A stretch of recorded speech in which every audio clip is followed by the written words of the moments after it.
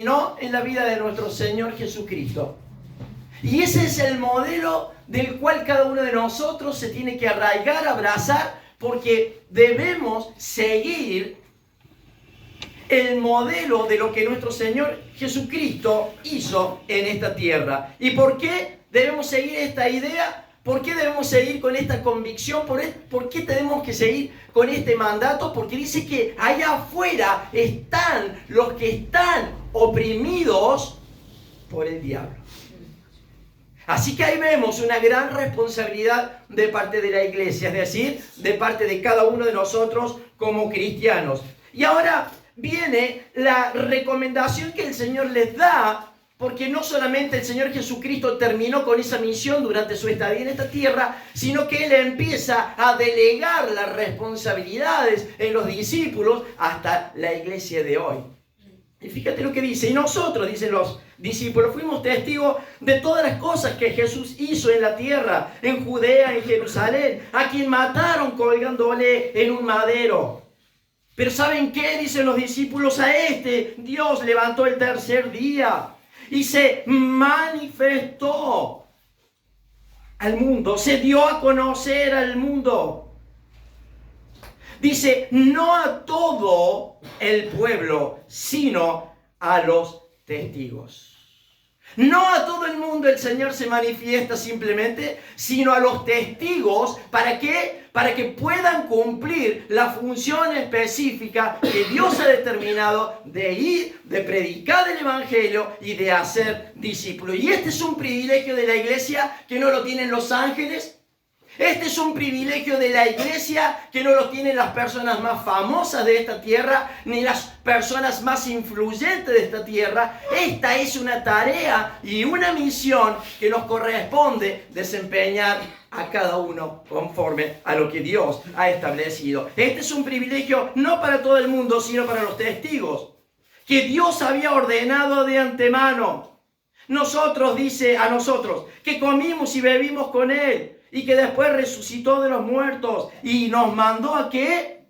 A que predicásemos al pueblo y testificásemos que Él es el que Dios ha puesto por juez de vivos y muertos. Este es el objeto por el cual nosotros nos reunimos en este día. Para rendirle culto, para rendirle honor, para rendirle nuestras vidas a aquel que hizo los cielos y la tierra. Él es el verdadero Dios. Él es el verdadero Dios. De este dan testimonio, dice todos los profetas, que todos los que en Él creyesen recibirán perdón de pecados por su nombre. Esa es la misión de la iglesia. Llevar el Evangelio para que las personas puedan encontrarse con el Señor Jesucristo y a través del Señor Jesucristo la gente pueda ser libre, la humanidad pueda ser libre de pecados y poder encontrarse con su Salvador y poder arrepentirse y encaminar su vida conforme a lo que Dios ha establecido, porque la idea de Dios originalmente sigue siendo y ha sido que ninguno se pierda, sino que todos lleguen, dice la palabra, al conocimiento de su gracia. Y esta es claramente la función de la iglesia. Alguien me decía en estos días, yo admiro, dice, el poder de concentración que ustedes tienen. El viernes me decía, porque yo veo cómo de ustedes rezan. Bueno, vos me decís que oran, que es hablar con Dios. Y yo veo, dice, cómo ustedes se concentran y pueden orar a Dios. Por eso dice ella, yo vengo, dice, seguido 2 o 3 veces a la semana, porque es verdad, viene a las 9 de la mañana, nos golpea la puerta ahí del taller y nos dice, ay, mira, que tengo un problema, yo quisiera que vos estés orando, dice, porque yo lo que vengo a hacer, dice, y que siempre estoy molestando, es a pedirte que ruegues por mí acerca de los problemas y conflictos que tengo en mi vida. Pero, ¿sabe? A pesar de que yo he reiterado oportunidades, le he dicho que esa esa realidad se puede hacer en su vida si tan solo ella decide dar este paso de fe. Ella puede tener esa relación que nosotros tenemos como hijos de Dios, que es hablar con Dios y que Él nos responde. Le hemos invitado infinidades de veces, pero bueno, por ahí hay gente cómoda que prefiere que uno interceda, ¿no?, por Dios, que hacerlo desde su propia voluntad. La realidad es que la oración es poderosa. La oración que nosotros hacemos en esta relación con Dios no es una sugestión, no es un mito, sino que la oración verdaderamente es poderosa y Dios mismo actúa cuando nosotros nos alineamos, cuando nosotros oramos y cuando nosotros pedimos. ¿Y saben qué? Dios oye nuestra oración y rápidamente Él actúa. Y cuando oramos por nuestros parientes, cuando oramos por nuestros problemas y cuando oramos por cada una de las situaciones y circunstancias que nos tocan vivir en el día a día, Dios milagrosamente responde, contesta en tiempo y forma, tocando vidas, transformando vidas, convenciendo vidas. ¿Saben qué? Nuestra relación con el Señor no es una fábula, sino que es verdaderamente una realidad. No es simplemente nuestra relación con Dios una forma de expresarnos para animarnos y para traer algo a nuestras vidas, sino es una realidad que se cumple acabadamente en nuestras vidas cuando nosotros nos unimos en oración, cuando nosotros intercedemos por nuestra sociedad, cuando intercedemos por nuestros familiares. Y la realidad es que solamente en el Señor la vida de las personas pueden ser cambiadas y verdaderamente transformadas. Cada uno de nosotros, por lo menos de los que estamos aquí, pudiéramos dar testimonios de que todo lo que nosotros hemos pedido a lo largo de nuestra vida, Dios lo ha cumplido. Podemos dar claramente testimonio de cómo el Señor nos ha dado respuestas en nuestras vidas.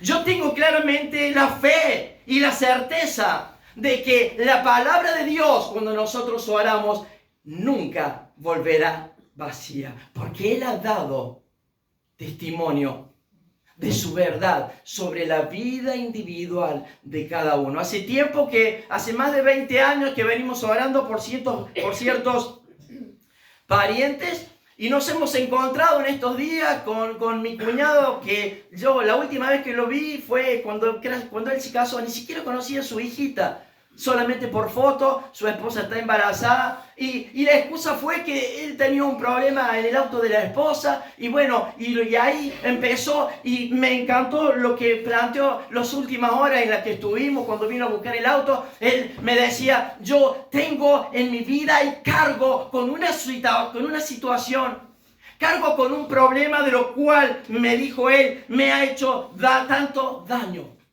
Y no puedo perdonar a esa persona que desde mi infancia hasta el día de hoy produce un rechazo y me ha hecho tanto daño. Y él preguntaba: ¿cómo hago yo, dice, para perdonar a esta persona? Bueno, la clave para perdonar a esta persona es, primeramente, aceptar a Cristo como tu Salvador. Para que el Espíritu de Dios empiece a morar en tu vida, para que Él traiga convicción a tu vida. Y solamente en el Señor, ¿sabes qué? Nuestras vidas puedan ser reseteadas. Nuestra historia, sin importar lo que hayamos vivido o sufrido, pueda ser transformado, cambiado, reseteado. Esa es la clave. ¿Sabes para qué? Para poder perdonar. Y cuando vos entiendas esto, todo el historial de tu vida, como vos decís, desde tu infancia hasta tus 42 años de vida, el Señor las limpiará, el Señor las cambiará, el Señor las transformará. Él sacará el resentimiento, Él sacará el sentido de culpa que muchas veces nos acusa permanentemente.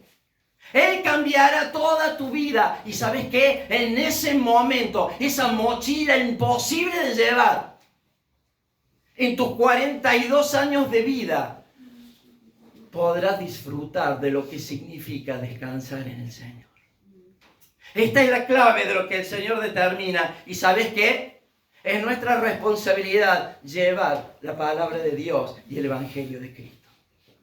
Tenemos que estar atentos porque en cada día de tu vida se van a cruzar personas que no necesitan que vos le des dinero, que no necesitan que vos le digas que es bueno, sino que necesitan palabra de vida.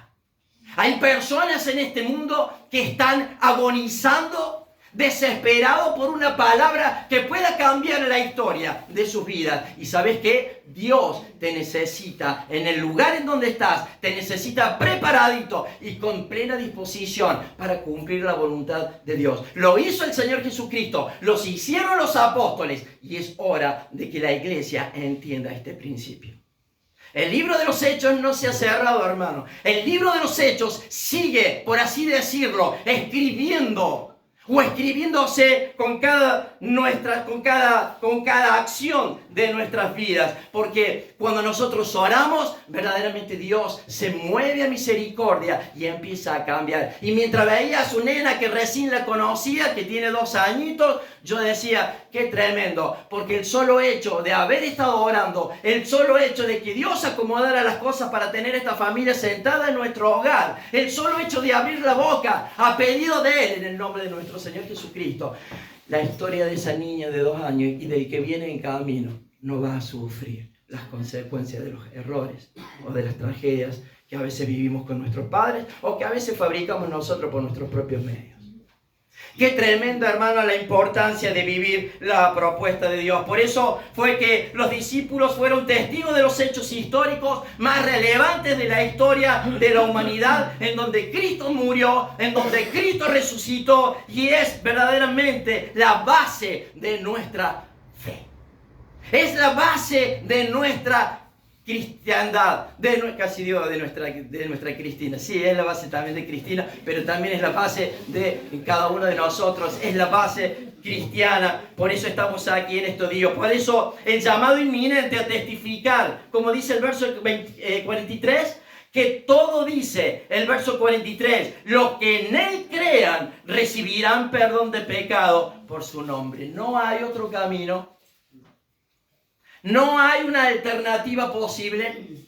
Es solamente en la verdadera realidad de Dios. Y cuando pienso en el llamado inminente, constante e insistente de nuestro Señor para que la iglesia se ponga de pie, para que dejemos de divagar en nuestros pensamientos y como vulgarmente decimos, nos pongamos las pilas.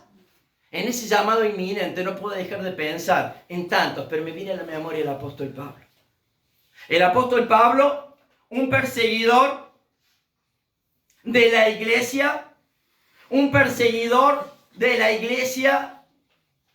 que firmó él cartas para que de pronto aquellos primeros testigos y predicadores de la palabra de Dios fueran sentenciados a muerte, apedreándolos por una verdad que él creía que era la verdad. Pero en realidad no era la verdad.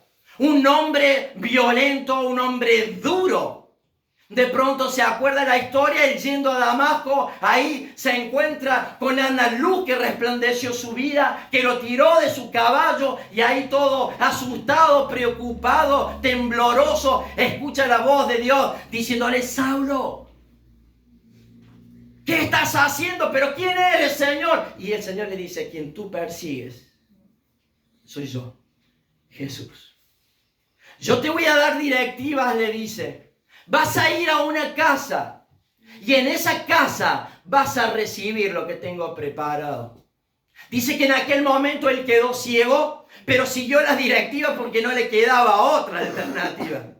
Siguió las directivas de Dios Y él se encuentra y se va a esa casa y dice la Biblia que durante 3 días él estuvo ahí tirado en el piso sin comer, orando, quizás hasta confundido por lo que había experimentado.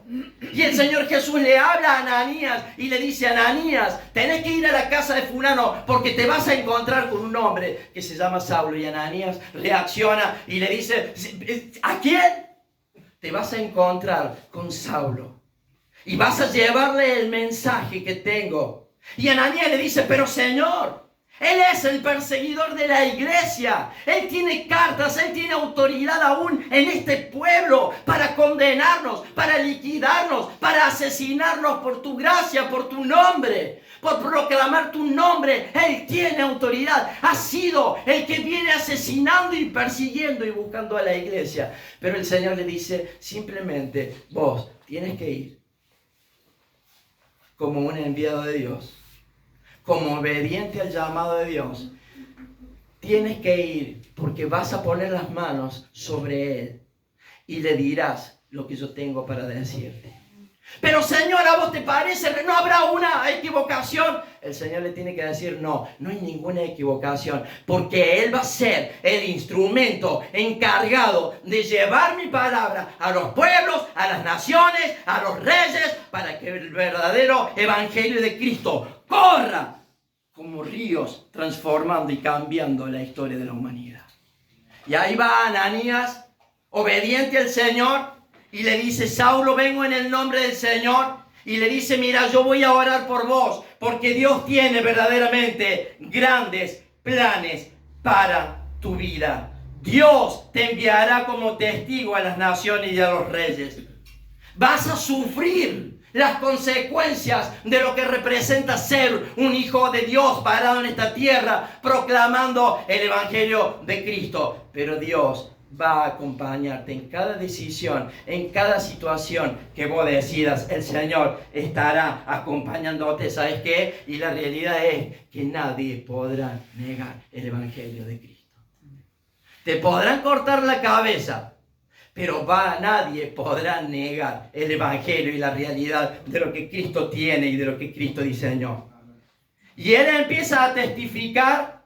Pablo en ese momento verdaderamente se convierte, y en esa situación él brinda y abre su corazón. Y dice que cuando Ananías oró por él, dice que el Espíritu de Dios llenó su vida. ¿Y sabe por qué Pablo fue lleno del Espíritu de Dios? Porque simplemente él tuvo la convicción de lo que estaba haciendo y abrió su corazón. Y cuando el ser humano abre su corazón, su vida no empieza a ser igual. Su vida no sigue igual. Dios lo transforma en una forma en donde ni él mismo se conoce, al punto de renunciar a su propio yo, a menguar a su propio yo, para que sea Cristo el que verdaderamente viva en cada pensamiento, en cada decisión, en cada actitud, en cada acción, para la honra y la gloria de Dios. Esto es el significado de abrir nuestro corazón a Dios, para que sea Dios el que verdaderamente resetee nuestra vida y podamos ser llenos.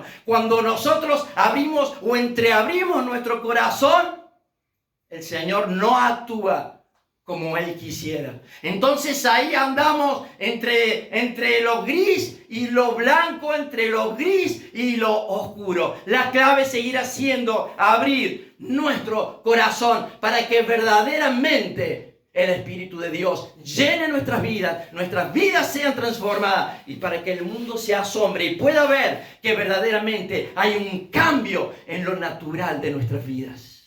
Hay un cambio en el pensamiento, hay un cambio en la forma de mirar, hay un cambio en la forma de hablar, en la forma de expresar, cuando verdaderamente nosotros encontramos en Cristo. Por eso de pronto ya la conversación a nivel del mundo no encaja, no entra, sino solamente encaja nuestra relación y el hablar solamente de las cosas que Dios ha determinado. Y Pablo empieza ahí en aquel momento recibe y cobra su vista y empieza a cumplir la función de predicar, de testificar y escribir las cartas. 1 Corintios 15:3. Les quiero enseñar, dice el apóstol Pablo, lo que yo recibí. ¿Saben qué?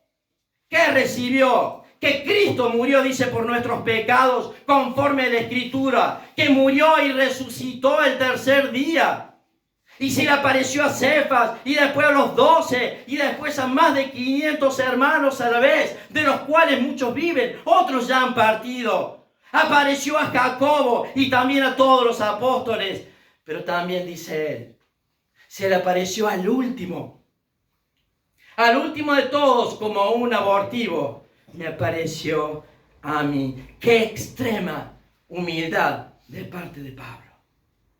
¡Qué extrema humildad! Él está diciendo, soy indigno de ser llamado un apóstol de Cristo. Pero me encanta la expresión que él usa, porque él dice, la gracia de Dios. Quiero que sepan que la gracia de Dios en mi vida no será estéril. La gracia de Dios y el favor en nuestras vidas no puede ser estéril. Tiene que dar, como dice su palabra, frutos. No solamente frutos de arrepentimiento, no solamente frutos de algunos cambios, sino frutos de una verdadera conversión, de una verdadera llenura del Espíritu Santo de Dios, en donde vos camines por esta tierra y el mundo tenga que decirte y preguntarte, ¿por qué vivís como vivís? ¿Cuál es el secreto para vivir de esta forma a pesar de los problemas, a pesar de las circunstancias, a pesar de los problemas económicos, a pesar de los problemas de salud? ¿Cuál es la clave? La clave es estar tomado de las promesas que Dios establece, que dice que nada me faltará, que Él me acompañará, que aun cuando ande en el valle de sombra de muerte, aun cuando mis pies toquen las aguas heladas de la muerte, Él dice que Él estará con su brazo extendido, trayéndome paz, gozo y seguridad. Hermanos queridos, tenemos que tener esta convicción y ser verdaderamente y entender verdaderamente la propuesta que Dios ha determinado. De esto se trata la vida que estamos tratando de vivir. Tu misión da verdaderamente significado a tu vida.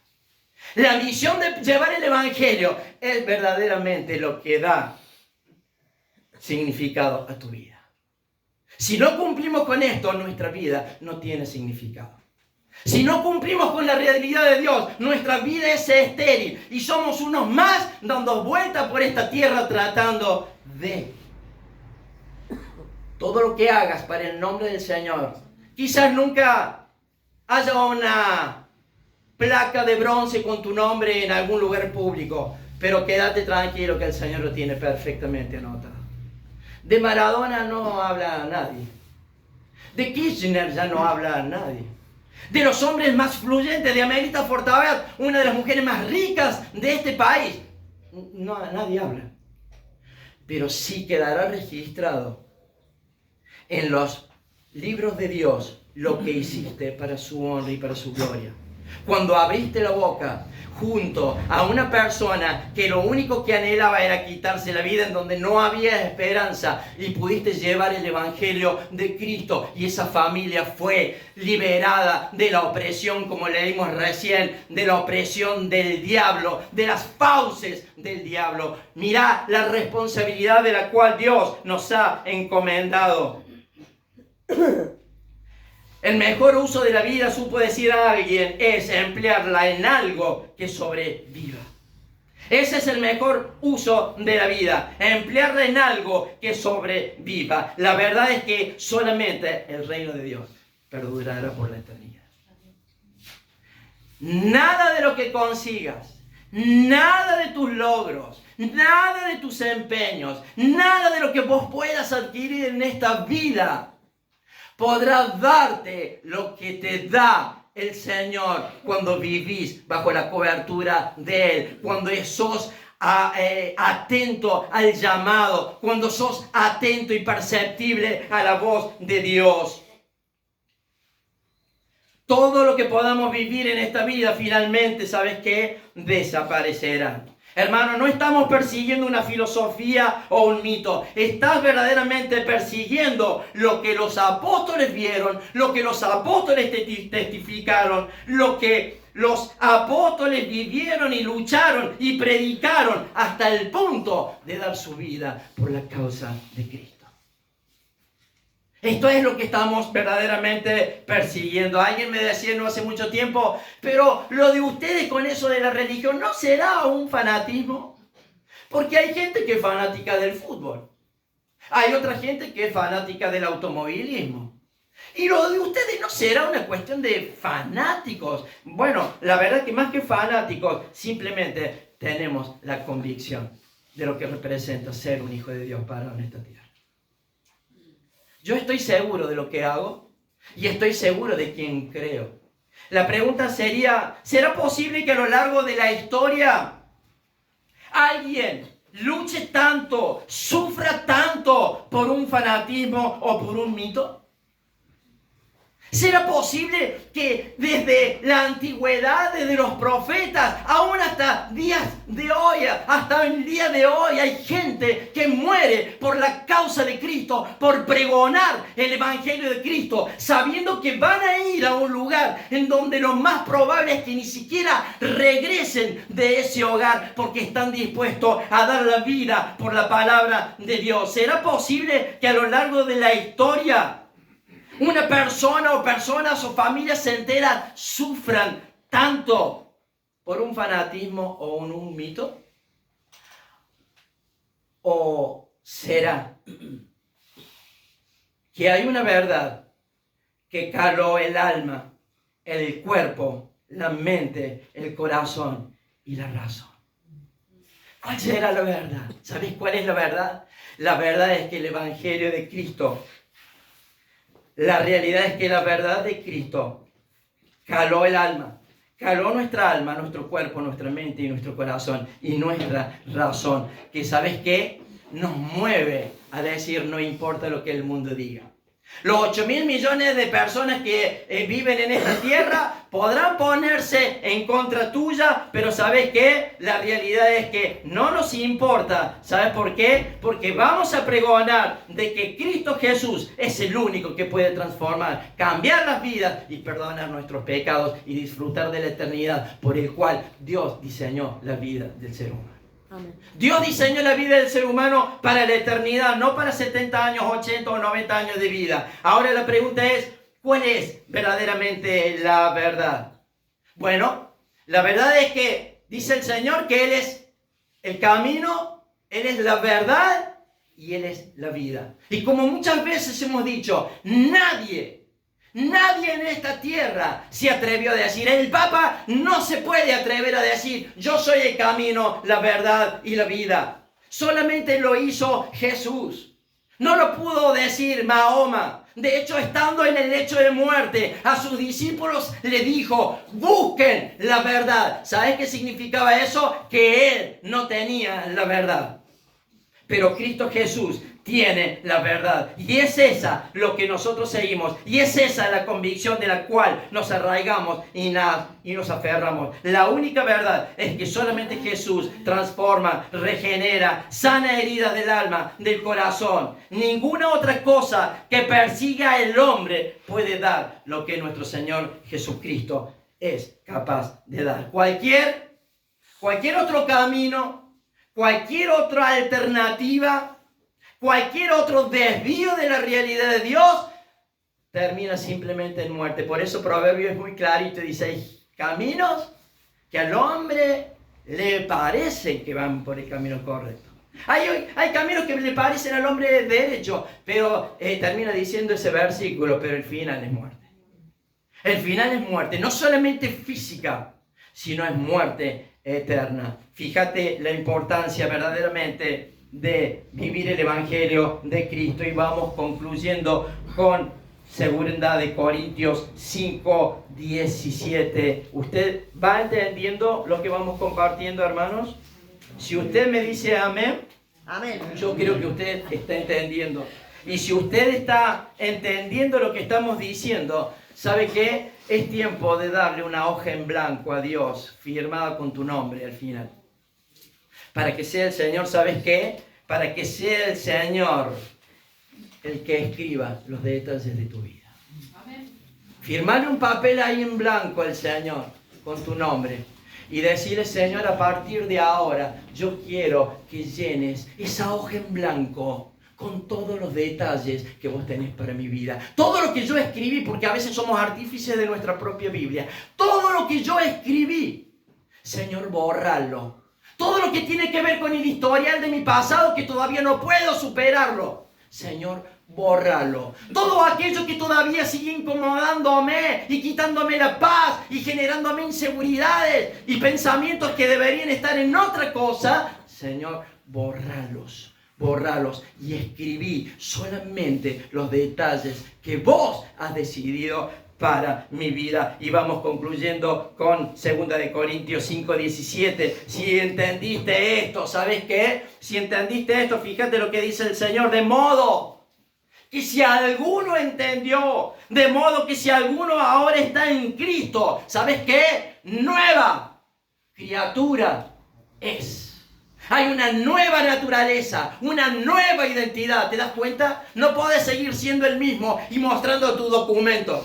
No, hay una nueva identidad. Las cosas viejas pasaron. He aquí, dice el Señor, yo te doy la posibilidad de que a partir de este momento, si entendiste el plan, si entendiste la misión, si entendiste el llamado, a partir de este momento tu vida empiece a regenerarse y ser una vida nueva. Todo esto no proviene de un pensamiento ni de una filosofía. Todo esto, dice el verso 18, proviene de Dios, quien nos reconcilió consigo mismo por Cristo y nos dio el ministerio de lo más sagrado y de lo más grande, que es la reconciliación con nuestro Señor Jesucristo, porque estábamos muertos en nuestros delitos y pecados. Estábamos aislados de Dios. Dios no escuchaba la oración. Dios no escucha la oración del pecador. Juan 9:20 dice: a estos Dios no los escucha. Escucha solamente el alma que se abre, como lo hizo el apóstol Pablo, que recibió del Espíritu Santo y ¿sabes qué? Que se arrepintió de su pecado y entregó su vida a Cristo. Solamente en esa condición. Verso 19, que Dios estaba con Cristo reconciliando consigo ¿a quién? Al mundo. Y fíjate esto, no tomando en cuenta nuestros pecados. Y nos encargó a nosotros, a usted y a mí, la palabra de reconciliación, nuestra responsabilidad de llevar la palabra de Dios al mundo. Así que somos, dice, embajadores en nombre de Cristo. Y a veces, hermano, andamos deambulando con nuestros pensamientos. Somos embajadores de Cristo. El mundo se muere y se va al infierno. Por tus parientes nadie puede hacer nada. Solamente vos podés orar e interceder delante de Dios para que tus parientes puedan encontrarse con Dios. Pero ahí andamos deambulando para ver qué es lo que será o cuál es el problema o mimando ciertas cuestiones de nuestras vidas. Así que somos nada más y nada menos embajadores en nombre de Cristo, como si Dios rogase por medio de nosotros. Os rogamos en nombre de Cristo. Reconciliados es el mensaje. El llamado de la predicación es: reconcílianse con Dios, porque es la última quizás oportunidad. Reconcílianse con Dios, al que no conoció pecado, de hecho se hizo por nosotros pecado, para que nosotros fuésemos justicia delante de Dios. Así pues, nosotros como colaboradores suyos, os exhortamos también a que no recibas en vano la gracia de Dios. ¿Usted entiende ese pasaje? ¿Entiende lo que el Señor está diciendo? No recibas en vano la gracia de Dios. Es algo muy delicado, hermano. No recibas en vano la gracia de Dios. No recibas en vano lo que el Señor ha hecho por tu vida. Y esto tiene que ser un llamado de atención y de reflexión a nuestras vidas para cambiar nuestra relación con Dios y generar cada vez más la búsqueda genuina para que verdaderamente la gracia de Dios guíe nuestras vidas, inunde nuestras vidas y podamos verdaderamente ser luz en este mundo tan oscuro. También que no reciban en vano la gracia de Dios, porque dice, en tiempo aceptable te he oído. Hubo un tiempo en donde estábamos sin Dios, descarrilados, sumergidos en la oscuridad. Pero en el momento que Dios determinó y que vos decidiste dar este paso de fe, ¿qué dice que hizo el Señor? Él te oyó. Él te escuchó. Y en días de salvación extendió tu mano y te socorrió. Qué tremendo la propuesta de Dios para la vida del hombre. Qué tremendo la propuesta de Dios y lo que la palabra de Dios busca cada día hacernos entender para que mastiquemos la realidad. Hermanos, no podemos salir de este lugar cuando la palabra de Dios es tan clara, siendo los mismos. Tiene que empezar a ver en nuestras vidas la carga y la preocupación por proclamar el Evangelio de Cristo. Porque dice Pablo, ¿se acuerda? Deudores somos. Deudores somos, no a Dios, porque Él hizo lo que tenía que hacer, pero somos deudores al mundo de llevar la palabra de reconciliación al mundo para que el mundo verdaderamente pueda encontrarse con Dios. Hermanos, que podamos entender esto, que podamos entender este principio. Y vamos ya concluyendo con una oración mientras